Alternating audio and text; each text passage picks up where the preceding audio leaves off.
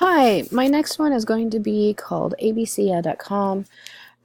It is an app that I was introduced to several years ago when I was working with first graders, and it's a really great online app for younger students. I wouldn't say fifth grade is kind of pushing it, but the kids really enjoy, and you have the kids click on a certain grade, and I like to have them either working in letters or numbers whenever I was using this. Strategy and skills. There's different things you can just scroll down and find, fun with the fridge, alphabet puzzles. There's all sorts of different kind of games that they can play that help with. This one is word games. You can scroll down. There's first grade math games. Base 10, they find different fun games. Holiday games, sometimes they find ones within the holiday games that they really like.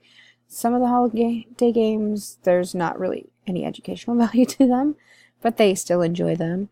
Skill games, I'm not, days of the week, months of the year, painting, fine technology, different things that younger kids can use. Like there's some science ones.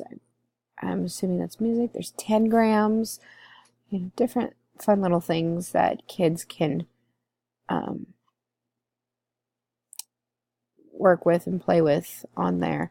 I'm not overly fond of the fifth grade simply because I feel they're geared more towards younger kids. There's some things that are fun, but the parts of speech quest those are actually pretty cool. But there's a lot of things that I just would rather my students be working on differently. I like, different things for different reasons.